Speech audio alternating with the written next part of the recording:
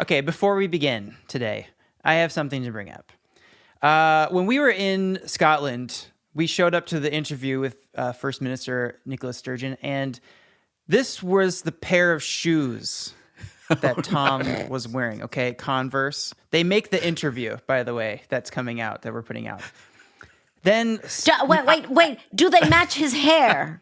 Do they match the hair? Are shoes meant to be like that? Are shoes meant to be like that? It's meant to be like that. The laces are a bit floppy, so yes.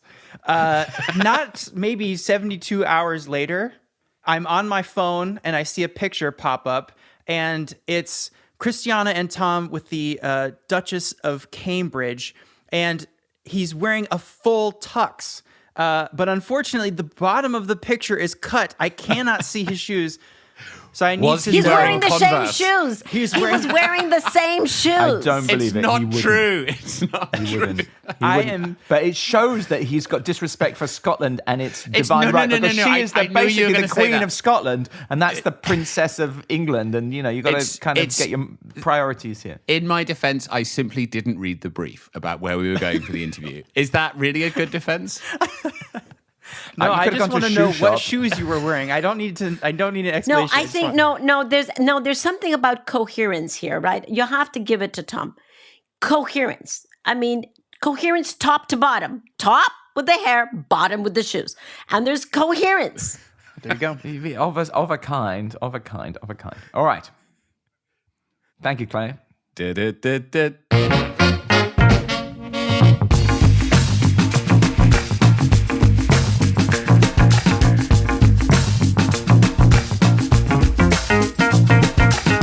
Hello and welcome to Outrage and Optimism. I'm Tom Rivett-Carnac. I'm Cristiana Figueres. And I'm Paul Dickinson. This week, we talk about the narrowing path to COP26 and the commitments that are now fortunately coming in. We discuss the incredible week we had in Scotland at TED Countdown, and we talk about the amazing evening that we had on Sunday at the launch of the Earthshot Prize. Plus, we have an interview with First Minister of Scotland, Nicola Sturgeon, and we have music from Divest. Thanks for being here.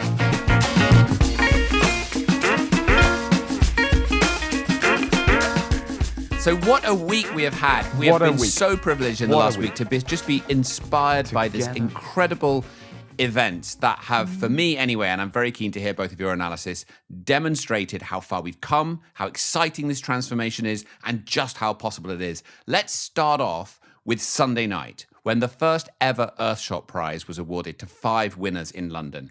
Christiana and I were there at Alexandra Palace. It was an incredible evening. Christiana, why don't you share with the listeners what it was like to be in that room, in that auditorium when this happened?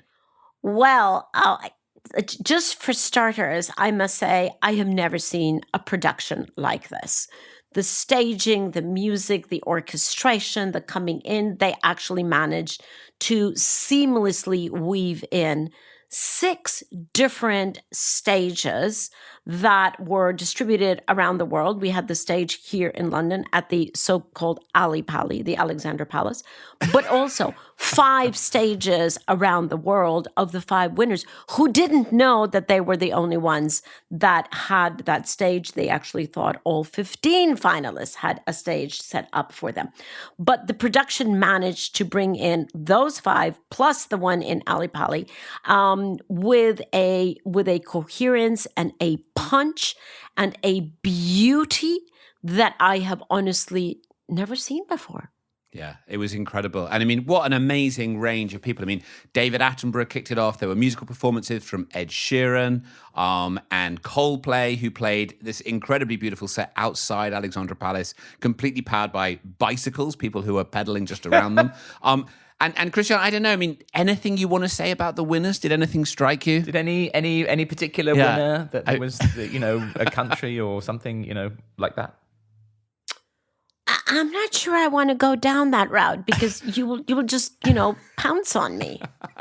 No, we're very proud of Costa Rica. We tease you. Exactly. I mean, however you want to identify yourself, an announcement: Costa Rica won one of the Earthshot Prize Awards for just being the most spectacularly brilliant country, and the president and his delightful family, who were looking, some of them a little bit restless, gave a charming speech on camera, and it was very moving and very wonderful. Yes. Well, So what we should say, there are 5 categories in the Earthshot Prize. Costa Rica did win the Protect and Restore Nature prize. We had a phenomenal project from India that won the Clean Air. We had 2 brothers from the Bahamas that won Revive Our Oceans. Coral Vita.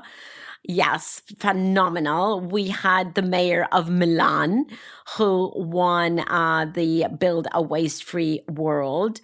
And we had a small but incredibly promising company that is producing electrolyzers. AAM Electrolyzer winning the Fix Our Climate. So very, very exciting.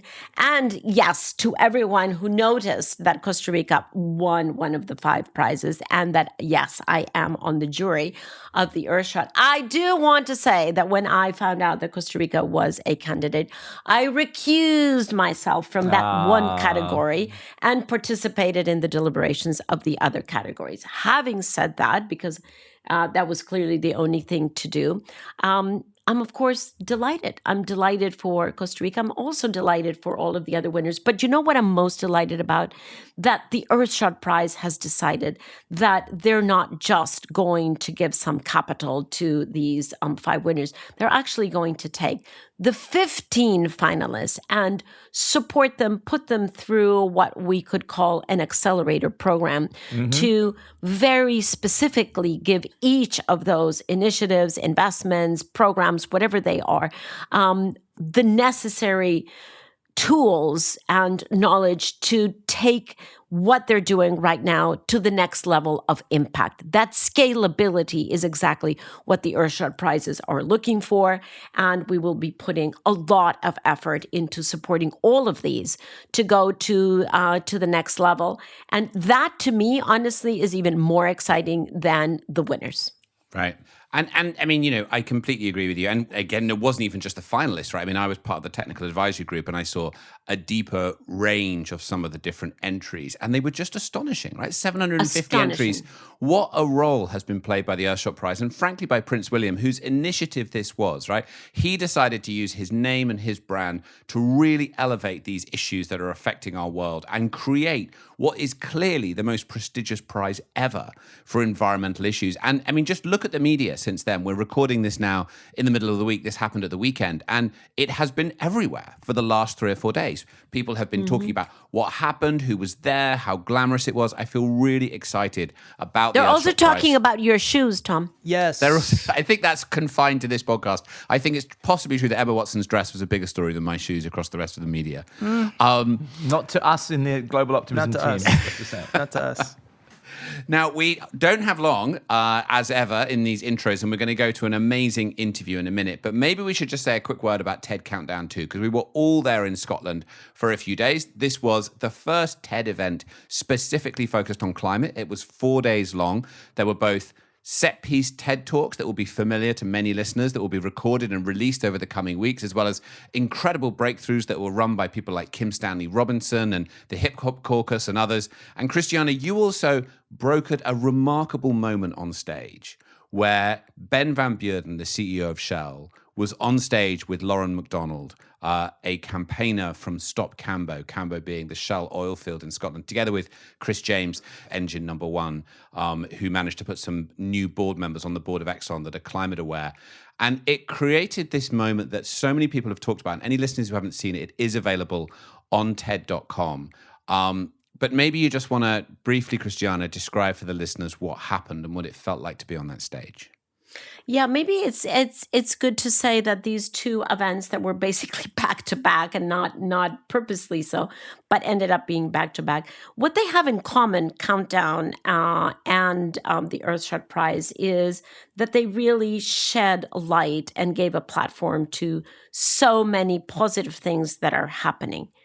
However, the difference between the 2 is that the Earthshot Prize really focused on the solution space exclusively, whereas in TED Countdown, there was a balance between so many people working on amazing efforts to address climate change, but also in very good balance, the depth of the challenge that we're facing, the urgency that we're facing, and the difficulties and the barriers.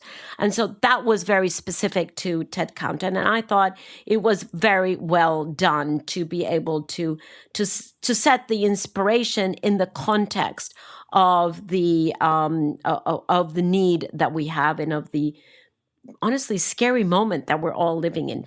Part of that was, as Tom notes, this very difficult conversation between the CEO of Shell, the founder of Engine Number One, that is an activist shareholder, and the selected voice for youth, a member of Fridays for Future in Scotland, that was meant to be a conversation where each of them would put forward their passionate commitment to a particular view on how you bring about change. They all want much faster change, but they pursue it very differently, each of the three of them.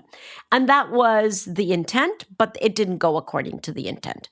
Because the fact is that after the CEO of Shell presented the view of Shell, Lauren MacDonald, who had been chosen by her peers and friends to be the voice of a youth activism, just couldn't. She just couldn't bear the pain, and she was quite I don't even know what adjective would you use, Tom. There, she was not just adamant. She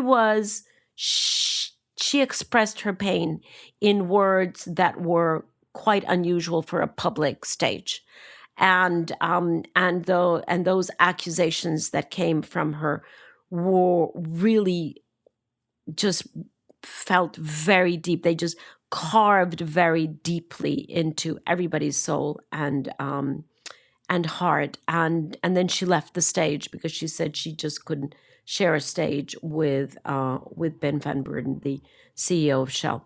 So the challenge for me as a moderator there was then, and now what happens when your star speaker leaves the stage, not even through the way she came, but actually she just basically catapulted herself off the edge of the stage to be embraced by her friends and then carted off. So quite the drama. And the challenge there was, how do you take that drama to a healing place? Yeah. And that is what I attempted to do, and then carry on from there. And I think people said that you did a fantastic job, Christiana. And I'm not going to comment specifically on that moment, but I mean, we had lots of discussions there, and it was an amazing event. Some people did talk about youth, younger people being very kind of depressed or anxious. And I got to thinking about this, like, if Jewish people were depressed and anxious in Germany in the 1930s, actually the solution was not to treat their anxiousness. It was to recognize the danger they were in. And I think I know it's not a very easy message for listeners to get, but anxiousness, we humans, we are steeled to respond.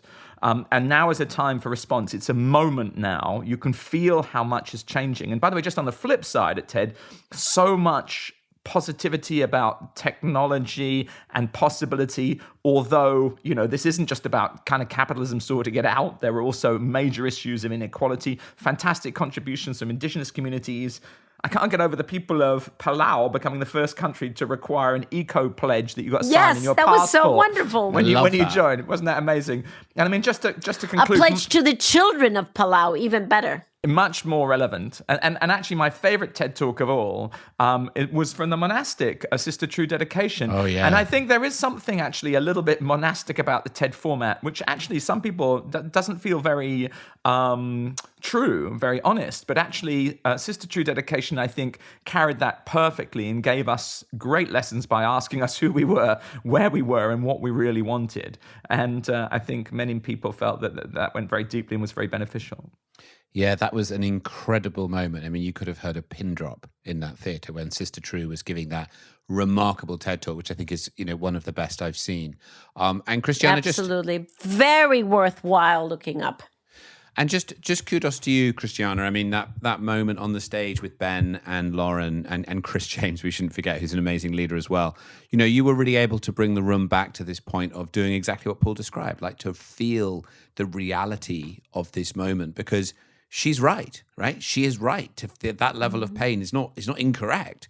She's right that we're facing impacts on the world, as you say, that merit that. So how do we continue to have dialogue that enables us to move forward at this moment of pain where we both need to feel the reality of that situation and be practical about moving forward? So it's an ongoing question. I feel like we'll probably come back to that moment in the podcast. So now we're going to go to our interview in just a sec. I'm aware we haven't talked much about COP, and COP may be on people's minds at the moment, but just to reassure you, we will be getting into that much more next week, just before the conference opens. And in a minute, we're going to go to our conversation with Nicola Sturgeon, the first. Just to say, Scott Morrison from Australia is now attending the COP, so he obviously was listening to last week's episode. Thank you, Scott. Who should we ask to attend this week and see if that carries through? President Xi. Bolsonaro. The invitation is wide open. President Bolsonaro. We'll go for 2 this week as the stakes are rising. Xi and Bolsonaro, please. Commitments by 2030 and attendance. But before we go, Christiana, you wanted to say something, I think, about an email you got this week. Yes, before we sign off, I got a truly a very important email from a friend that I wanted to speak to. So I got this week, a few days ago, a pretty angry, understandably angry email from our very good friend Eric Usher, who heads up the UN Environment Program Finance Initiative, UNEP-FI. Who is not an angry man, I should have to say. He's a very nice man. Who is a fantastic, fantastic leader, and to whom we really owe much, much of the many different global partnerships that are coming together in the finance sector for all of those subsectors of the finance sector to go to net zero by 2050. So huge kudos to Eric for his leadership, for UNEP-FI for putting up with as much as they've put up with, and for everything that they have really, so many ducks in a row that they have really been able to get here in preparation for COP26. Now, Eric was understandably upset because in our last episode, I made some snide remark about the term net zero. And he's absolutely right. So I stand totally corrected by you, Eric. I would like to clarify this. I am concerned, I've always been concerned about the impact of words. I happen to feel that words really do matter. When I got to the Secretariat, I had them scroll through everything that was ever written about climate change and take out the word fight. I don't like the term, let's fight climate change. I had them change it to, let's address climate change. I don't like the word war room. I know what the concept of a war room. I don't like it. Can we actually change it to embrace room or peace rooms? I just think that words really matter and they carry a certain energy with them. So my pet peeve around semantics and the importance of words and what message they carry with them is actually also about the term net zero. I totally get it that everyone has embraced this, and I definitely do not want to swim upstream. And I definitely am not putting a question mark around or behind the concept because, as everyone knows, I hope, on this podcast and beyond, we, all three of us, including me, are 150% behind the concept of decarbonizing the global economy. That episode was about a book called Net Positive. So I was just making the point that actually, from a semantic point of view, it is actually more inspiring, in my book, to have a concept that is called net positive rather than net zero. Now, I know that we're going to zero pollution. I know that the race to zero is about going to race to zero pollution, both locally and globally. And I totally get it. And we're absolutely committed to that, stubbornly committed to that. In fact, optimistically committed to that. I just have a problem around semantics. So that's my, personal thing. I think the term net positive is more inspiring. And furthermore, it goes beyond not doing harm, but actually beyond that to regenerating and creating so much more positive space. So thank you, Eric, for your correction. I stand corrected. If anyone thought that I was objecting to the concept of net zero. Nothing could be further from my thoughts or intent. It was just a semantic issue for me. And those who know me and work close to me know that I'm actually a semantics person, and I really do look at words and how we use them. So with that clarification, in case it was necessary, we stand 100% behind Race to Zero.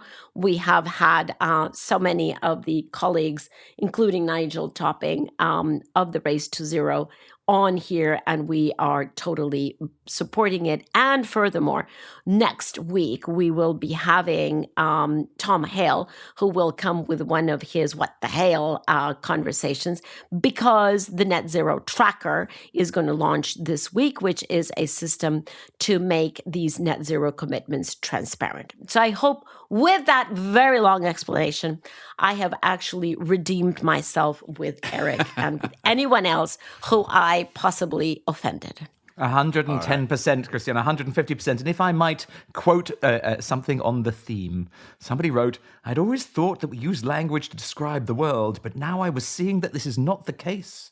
To the contrary, it is through language that we create the world, because it's nothing until we describe it. And when we describe it, we create distinctions that govern our actions. To put it another way, we do not describe the world we see, but we see the world we describe." Ooh, where does that come from, Paul? Wow. Secret. I thought it up in the bath this morning. Didn't get it from a book. Paul, why did you have that handy? Because you had no idea that I was going to talk about this net zero thing. That is just way beyond.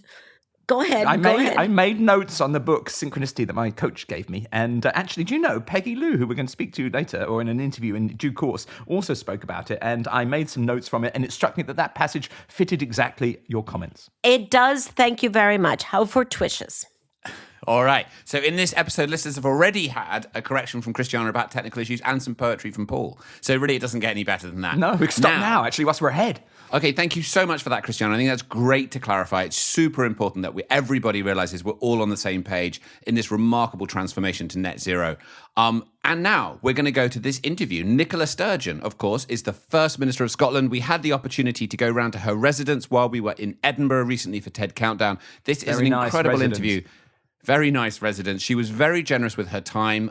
We all sat there, me feeling very uncomfortable in my Converse, has already been generously pointed out by Clay. We'll be back afterwards. Enjoy this conversation, and we'll be back after the interview for a bit more analysis.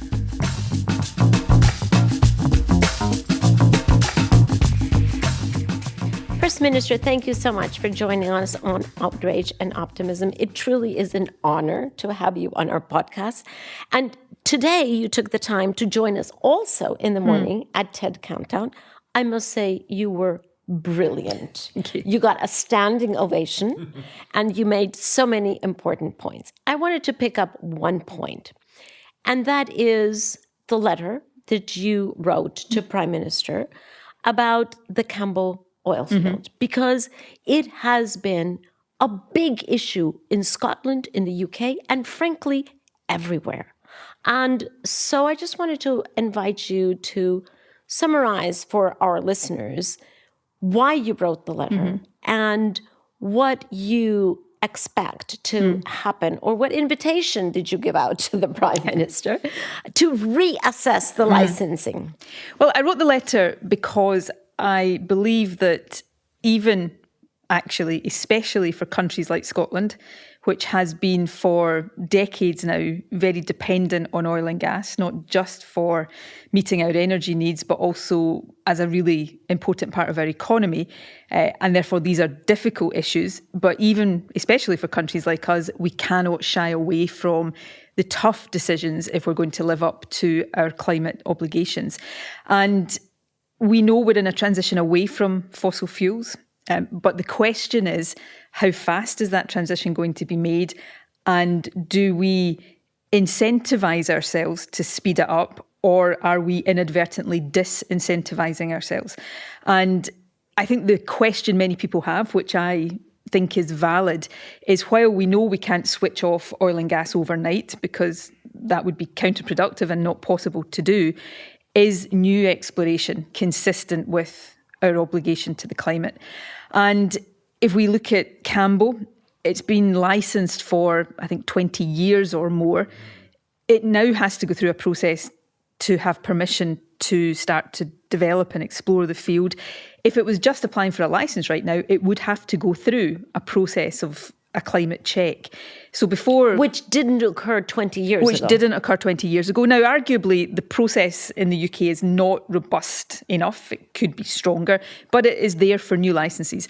So if it's there for new licenses for a field that has been licensed for many years but is only now starting to develop, that process now, I think, should happen as well. I think there are big questions about whether new exploration is consistent with what we need to do on climate.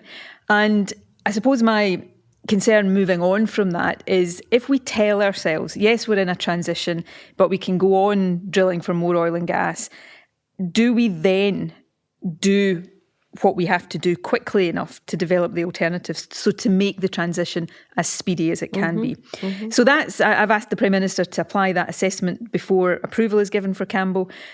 I am at this stage not optimistic he's going to agree to that, but I'll continue to make that case. First Minister, can I just ask you, we're sitting here in Scotland 2 weeks before COP26. There's a lot of anxiety and kind of hand-wringing about what big countries are going to do and is China going to come forward with a commitment. But you just gave this cracking TED talk this morning, and I have to say it's one of the best I've ever seen, where you talked about the power of small countries coming together. And listening to you, I was just thinking about this vision of small countries working together in a collaborative way, trying to deliver big things and working. It felt like a new kind of politics. I'd love it if you could sort of set out your vision of how small countries can work together to really change the world. Yeah, I mean, it's not just small countries. It's states and regions and small countries like Scotland, or even bigger countries that are not independent sovereign countries, so therefore members of the UN. And of course, what the big countries do really matters. We're not going to limit global warming without the Americas, the Russias, the Chinas, the Brazils.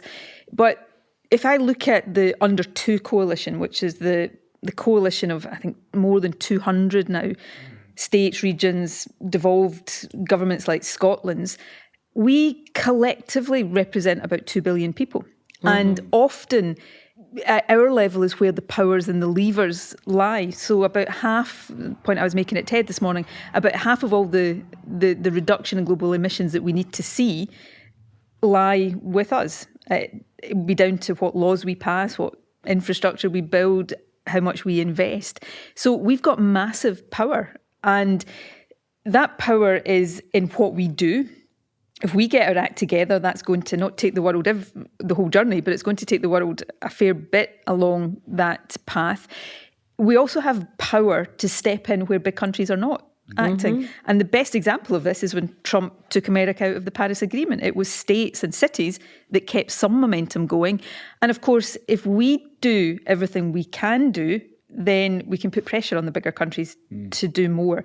So I think we've got a huge responsibility and also a huge opportunity to really flex our muscles leading up to COP and then coming out of COP. We've just about to publish a revised Memorandum of Understanding for the Under 2 coalition, which moves from language that talks about keeping temperature warming to under 2 to more specifically talk about 1.5, commit us collectively to net zero by 2050 and individually as fast as possible. And we'll be trying to get as many members of that coalition to sign up to it. Okay, so Scotland is actually a huge success. You've been very successful. How'd you do it? And I mean, can you really just zero down on tactics, hints? What's the secret of getting climate leadership in a country? Well, I suppose I should preface my answer by saying we've done a lot, but we've got a lot more still to do. And we've halved our emissions if you take the 1990 baseline. So we're halfway to net zero. The next half of the journey is going to be a lot more difficult. But what has been the secret of our success so far? Clear-eyed ambition and being very clear on the targets we set. And that's true now. We have not just a 2045 net zero target, but a 75% reduction target by 2030. 2030 is not that far away. So it really focuses the mind, and trying to make sure that the targets are backed by actions and funded commitments. Our climate change plan is very detailed. We're making lots of investment. We've had massive success in Scotland in decarbonising electricity, just shy about 97%, so just shy of 100% of our net electricity consumption is already from renewable sources. We're now trying to apply that same urgency to decarbonising how we heat our buildings, our transport network, agriculture, big economic sector for Scotland. So it's about focusing, being very clear on what we need to do, trying to be open and honest with the population that it won't be easy, but it's important. And also, and this is, I think, a crucial part, not just seeing it as a burden and an obligation, trying, and candidly, Scotland's not been good enough at this in past years. If you look at wind energy, we haven't secured enough of the supply chain economic benefit. So part of our message is if we do this properly, there's massive gains for our own country in terms of being the place where we develop the technology, create the innovations and get the jobs and economic benefit as a result. So I don't know that there's any secret plan here, but leadership at a national level, I think, is really crucial.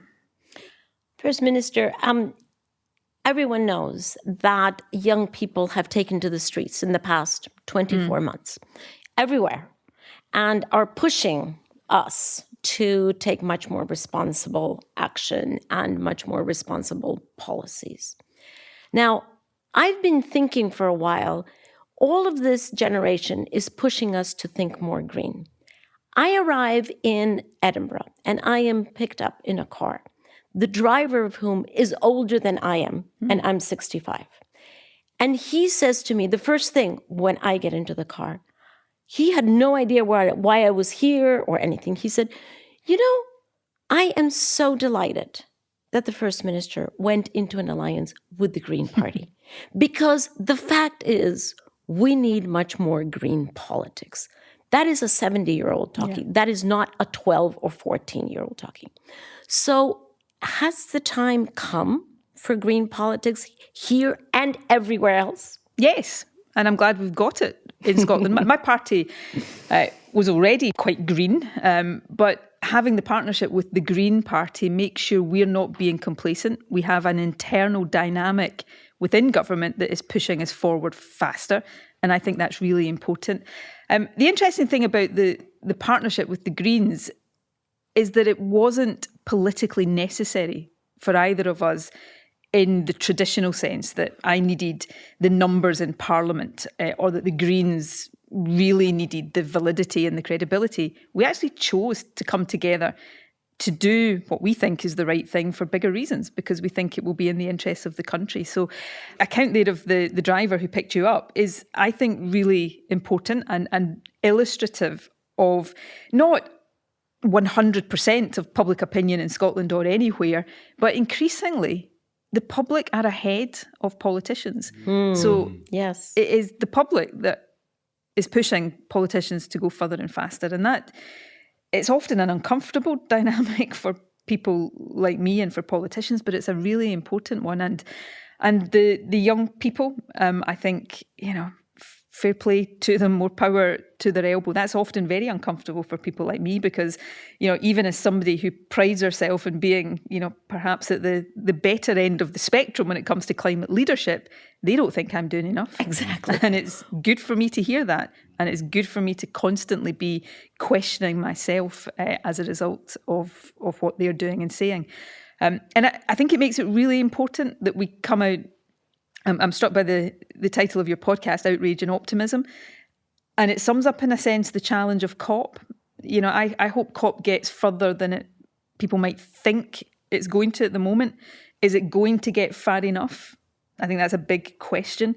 But it's important we come out of it with enough progress and enough optimism that we're on the right track and can go further. The worst thing would be to come out where people are so outraged that they start to lose faith and lose trust that we can get where we need to be. What would be the best result for Scotland? Obviously for Scotland, as the country that's hosting COP, we want it to go really well, logistically, practically, from a security point of view. But from a Scottish perspective, we want to be seen to be leading by example and showcase the country and provide a short window for investors who are looking for places to invest. But for Scotland, it's important that it's a success for the world. What I would love to think would happen is that we come out not just with the headline financial commitments met, 100 billion. That's probably where I'm most optimistic that we might see success. But that we would come out with NDCs that add up to commitments with implementation that will deliver 1.5 degrees. Or at least keep it alive, as we say. That's the point I was going to make. That's the ideal. Yes. Is that realistic? Yeah. Yes. Possibly not. Therefore, what we need to do is keep it alive. And that's the point I'm making about the need to come out with credibility, because it has been kept alive in a real sense. And then there is some clarity of where we go from keeping it alive to actually delivering it.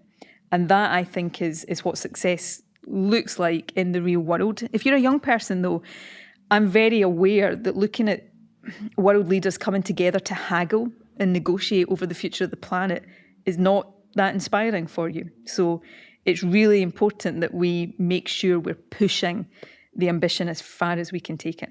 And keeping 1.5 alive is not going to be enough for them. Absolutely, and nor should it. It shouldn't be enough for any of us, but it's better than not keeping it alive. Yes. But it's not enough to keep it alive and then not know where we go so that it dies a couple of years later.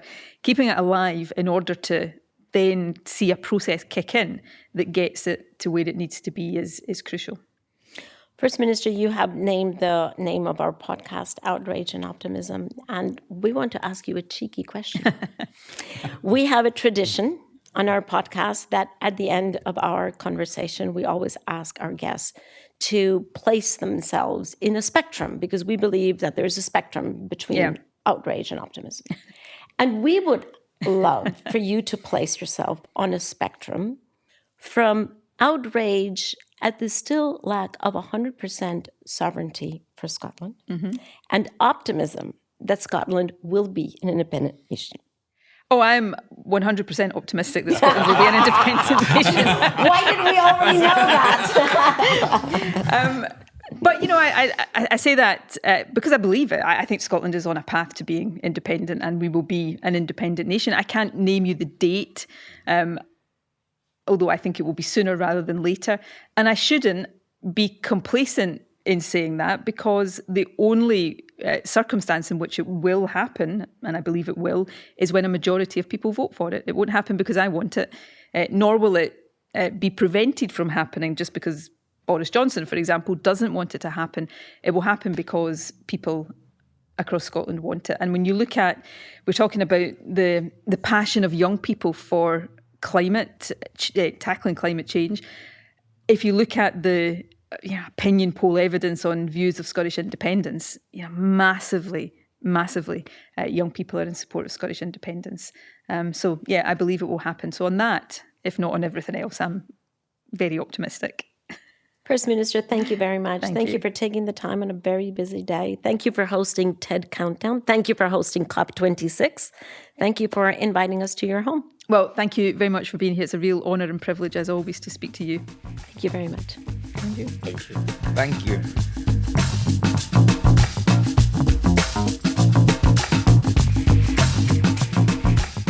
So what a privilege to get a chance to sit down with First Minister Nicola Sturgeon. I've long admired her as a political leader, she makes an incredibly good case when she presents issues, and just a very accomplished politician. What did you both leave that conversation with?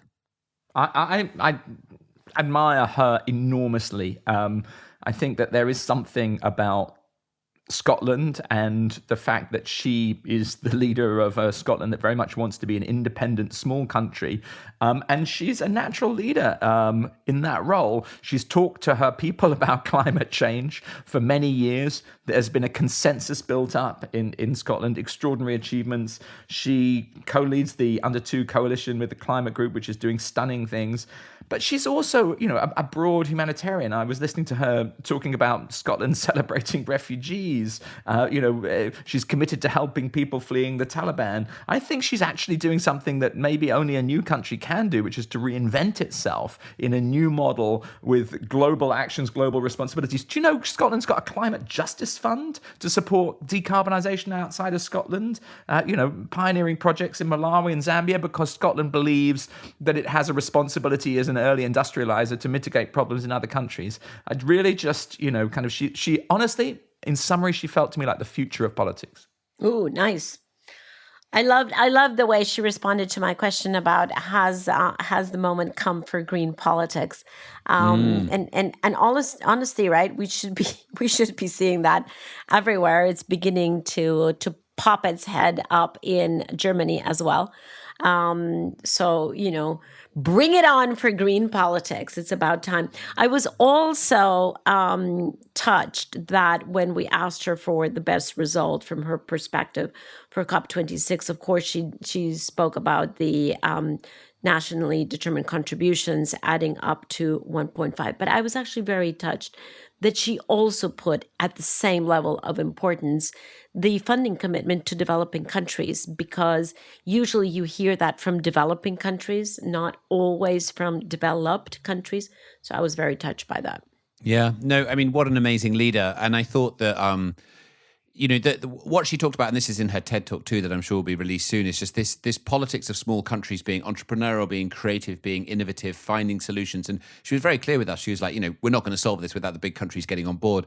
But there is an amazing role for these small countries as beacons of innovation and creativity that can really move us further and faster forward. And so often in climate change, we have a problem of anyone feeling too small to solve this problem, right? Whether it's an individual or a company or anyone. And she's kind of turned that on its head and made it into a positive. Because we're small, we have a special contribution to make to this big challenge in the collective effort. And I just think that's such a helpful narrative to flip that around. And as you say, Paul, feels like a politics of optimism, which was great to see.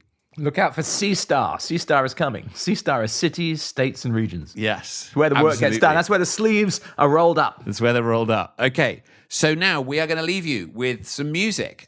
This week we have a band from Norway, a duo called Divest, with their song Something's About to Change. This is great. You're going to enjoy it. They're here as ever to introduce it. And we will see you next week when we will be just 2 days away from the start of COP26. Hope you're all getting some rest before we see you in Glasgow. Bye for now. Bye. Bye. We wrote this song together in the studio, and we were just jamming out on synthesizers and stuff, and Kasse was walking around the studio with a mic, and he came up with this, but I feel like something's about to change, and we kind of flipped out, and we just started writing the verses, all the bad stuff that we feel in our lives. And then we kind of ended with something's about to change, because we had this very positive energy going on here, and we felt like, okay, this is it. I think it's great when artists with a big following share good information about inequality and climate change and stuff. But it's also cool to see how bands are doing the job right now. Yeah, it's not just words anymore. It's they're actually doing changes, and you see big bands sacrificing their lifestyle and maybe their growth for the earth, and I think that's absolutely amazing.